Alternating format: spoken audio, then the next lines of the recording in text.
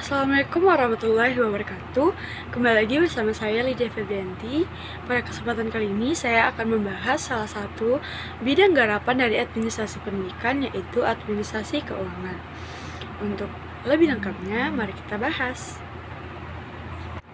Yang pertama yaitu adalah administrasi keuangan. Nah, apa sih administrasi keuangan? Administrasi keuangan merupakan suatu proses pengelolaan atau pengaturan yang melibatkan segala hal yang berhubungan dengan apa? Dan pastinya dengan berhubungan dengan keuangan. Lalu, apa tujuan administrasi keuangan itu sendiri? Nah, tujuan administrasi keuangan ini pada dasarnya ada 3 hal. Yang pertama, untuk meningkatkan efektivitas dan efisiensi penggunaan keuangan sekolah. Efektivitas berarti kaitannya dengan pencapaian tujuan, sedangkan efisiensi berarti kaitannya dengan waktu. Jadi dengan dikelola sedemikian rupa keuangan tadi, maka diharapkan tujuan program yang membutuhkan keuangan itu tercapai. Semua dikelola dan didesain sedemikian rupa, dan pencapaian itu dari sisi waktu bisa diperpendek sehingga anggaran yang seharusnya kalau tidak dikelola bisa lebih banyak pengeluarannya, nah sekarang bisa dijadikan satu sehingga lebih efektif dan efisien, serta penggunaannya lebih ekonomis namun kualitasnya tidak menjadi nomor 2. Nah, artinya program terlaksana bisa diminimalisir kemungkinan-kemungkinan yang menyebabkan pengeluarannya menjadi lebih besar. Lalu tujuan kedua yaitu meningkatkan akuntabilitas dan transparansi administrasi sekolah. Artinya ada kejelasan terkait pertanggungjawaban keuangan, karena uang sekolah adalah uang negara yang digunakan untuk kepentingan banyak orang. Oleh karena itu, harus ada bukti yang jelas atas segala bentuk pengeluaran agar ada bukti yang jelas kalau memang pengeluaran tersebut digunakan untuk kepentingan proses sekolah. Nah, transparansi untuk mengantisipasi agar tidak terjadi berbagai macam pandangan atau pikiran-pikiran negatif dari orang-orang yang ada di lingkungan sekolah atau perguruan tinggi. Nah, tujuan terakhir yaitu meminimalisir terjadinya penyalahgunaan anggaran atau keuangan sekolah. Lalu topik bahasan kita yang selanjutnya adalah proses administrasi keuangan. Nah, proses administrasi keuangan ini pada dasarnya bisa dibagi 3, yaitu pertama perencanaan, yang kedua pelaksanaan atau penggunaan, dan yang terakhir yaitu pertanggungjawaban. Nah, proses administrasi ini sangat identik diawali dengan proses perencanaan. Begitu pula dengan proses administrasi keuangan. Pertama, diawali dulu dengan proses perencanaan atau penyusunan. Nah, penyusunan apa? Ini biasanya penyusunan RAPBS. Nah, penyusunan RAPBS ini harus bersifat yang pertama transparan. Artinya terbuka yang menyangkut hal yang berhubungan dengan keuangan sekolah. Yang kedua yaitu harus aspiratif, dengan memperhatikan setiap masukan dari setiap pihak yang berkepentingan. Yang ketiga yaitu bersifat antisipatif, artinya melibatkan semua orang yang berkepentingan di sekolah dalam proses pengambilan kebijakan dan dalam proses pembuatan dan dalam proses penyusunan anggaran sekolah. Dan yang terakhir yaitu bersifat akuntabel. Nah, perencanaan biasanya dikerjakan di awal tahun pembelajaran. RAPBS dapat ditempuh dengan beberapa langkah. Yang pertama yaitu penetapan tujuan dalam bentuk perumusan. Yang kedua ada penjabaran tujuan dalam bentuk program-program yang jelas. Proses selanjutnya yaitu adalah proses penggunaan atau pelaksanaan. Dalam pelaksanaannya ada 3 pemisahan pelaksana administrasi keuangan oleh pemerintah, yaitu yang pertama otorisator. Otorisator ialah pejabat yang memiliki wewenang untuk mengambil tindakan untuk segala sesuatu yang menyebabkan terjadinya penerimaan dan pengeluaran keuangan. Dari sekolah biasanya disebut kepala sekolah dan di perguruan tinggi biasanya disebut rektor. Nah, otorisator ini dapat membuat program ataupun kebijakan namun harus mendapatkan persetujuan dari ordonator. Nah, siapa pula ordonator ini? Ordonator yaitu pejabat yang diberikan kewenangan untuk melakukan pengujian yang menyebabkan keluarnya perintah untuk mengeluarkan atau mendapatkan anggaran atau dana. Nah, jadi program atau kebijakan yang telah dibuat oleh otorisator tadi diuji apakah memang benar program tersebut penting dan apakah program tersebut dibuat untuk kepentingan suatu lembaga pendidikan tersebut. Lalu, jika mendapat persetujuan dari ordinator, beralih ke bendahara sebagai yang mengetahui jumlah dana dan apakah dana mencukupi program atau kebijakan tersebut. Nah, jadi bendahara ini itu adalah pejabat atau orang yang berwenang untuk melakukan penerimaan atau pengeluaran uang atau surat-surat berharga atas dasar pertimbangan ketersediaan anggaran di lembaga tersebut. Ia yang mengetahui jumlah dana yang ada sehingga jika dana untuk program atau kebijakan tersebut tidak mencukupi, maka program tidak dapat dijalankan. Jadi ketiga orang ini memiliki keterkaitan satu sama lain untuk pelaksanaan administrasi keuangan.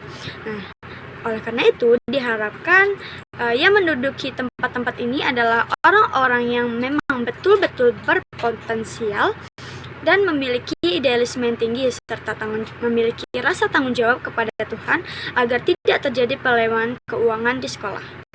Nah, proses yang terakhir yaitu pertanggungjawaban. Nah, bentuk penggunaan keuangan sekolah atau lembaga selama 1 tahun anggaran itu harus dipertanggungjawabkan oleh pimpinan tertinggi. Nah, pertanggungjawaban ini dapat disampaikan kepada pimpinan, sumber pemberian dana, maupun personel sekolah untuk dapat diketahui secara bersama-sama. Nah, proses pertanggungjawaban keuangan di pihak sekolah yaitu dengan membuat SPJ per 3 bulan, pengeluaran keuangan dana dan barang-barang yang dibeli oleh sekolah dengan ditangani oleh kepala sekolah, bendahara, dan ketua komite sekolah. Proses administrasi keuangan lebih rinci bisa dijelaskan dengan langkah-langkah berikut ini. Yang pertama yaitu menyusun RAPBS. Tadi sudah kita bahas sedikit. Nah, pada tahap perencanaan, menyusun RAPBS ini adalah hal wajib. RAPBS merupakan rencana penggunaan sumber dana untuk pelaksanaan pendidikan di sekolah selama 1 tahun. Penyusunan RAPBS biasanya melibatkan kepala sekolah, seluruh guru, komite sekolah, staf tata usaha, dan bagian dari komite sekolah. Pada RAPBS juga perlu dijelaskan secara detail tentang plot anggarannya. Apakah anggaran tersebut merupakan kelanjutan dari periode sebelumnya atau merupakan anggaran hal baru. Nah, langkah yang kedua yaitu ada pengadaan dan pengalokasian anggaran. Setelah RAPBS selesai dibahas dan sudah disepakati, selanjutnya ditetapkan menjadi APBS atau saat ini lebih dikenal dengan istilah RKAS. Nah, APBS atau RKAS ini kemudian dijadikan patokan untuk pelaksanaan segala program sekolah. Nah, APBS atau RKAS sangat penting karena bisa berpengaruh terhadap seluruh kebijakan di sekolah. Pengawasan terhadap pengelolaan anggaran pendidikan di masing-masing sekolah juga akan mengacu pada APBS atau RKAS. Nah, APBS atau RKAS yang berhasil disusun dengan tepat diharapkan bisa mempengaruhi kualitas pelayanan pendidikan menjadi lebih baik. Nah, langkah yang ketiga ada pelaksanaan anggaran sekolah. Pada tahap ini, seluruh rencana mulai direalisasikan. Supaya pelaksanaan anggaran berjalan baik, dibutuhkan pengorganisasian. Pada pengorganisasian ini akan ada pengelompokan satuan tugas yang bertanggung jawab pada masing-masing hal. Nah, inilah yang telah kita bahas tadi mengenai otorisator, ordinator, dan juga bendahara. Langkah yang keempat yaitu adalah pemantauan atau pengawasan. Pihak yang bertugas perlu memantau pelaksanaan anggaran supaya semuanya berjalan sesuai rencana, terlaksana secara runtut, dan diselesaikan sesuai tujuan.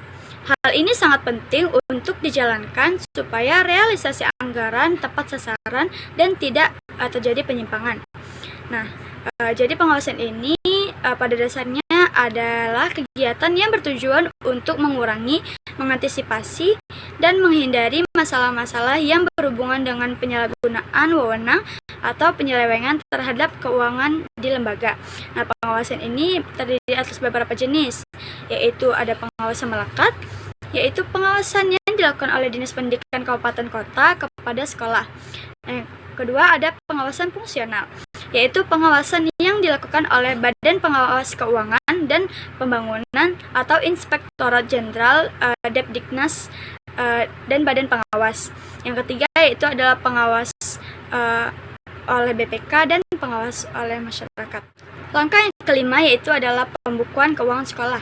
Pada tahap pembukuan, seluruh transaksi keuangan dicatat dengan sedemikian rupa. Seluruh bukti transaksi juga perlu dicantumkan. Dengan demikian, terus seluruh transaksi bisa terlacak dan jelas berapa nilai transaksinya. Langkah yang keenam yaitu adalah pertanggungjawaban. Nah, pada tahap ini, seluruh penerimaan dan pengeluaran keuangan sekolah dilaporkan. Menggunakan laporan tersebut, pihak sekolah akan mempertanggungjawabkan realisasi anggaran kepada sumber dana. Nah, berbicara tentang laporan ini disusun berdasarkan aktivitas keuangan bulanan atau triwulan atau semester. Nah, ketidakjelasan laporan ini bisa menambah anggapan negatif terhadap sekolah, pimpinan, kepala sekolah, atau orang-orang yang berkepentingan bahwa telah terjadi penyalahgunaan atau penyelewengan keuangan di sekolah. Nah, oleh karena itu, laporan hendaknya disusun secara runtut dan jelas agar bisa mengurangi anggapan negatif tersebut. Nah, yang terakhir yaitu adalah penilaian kinerja. Mengacu pada laporan keuangan, manajemen keuangan sekolah bisa dinilai kinerjanya apakah sudah sesuai harapan atau belum. Nah, itulah tadi penjelasan saya mengenai administrasi keuangan. Untuk lebih kurangnya saya mohon maaf. Saya akhiri dengan wassalamualaikum warahmatullahi wabarakatuh.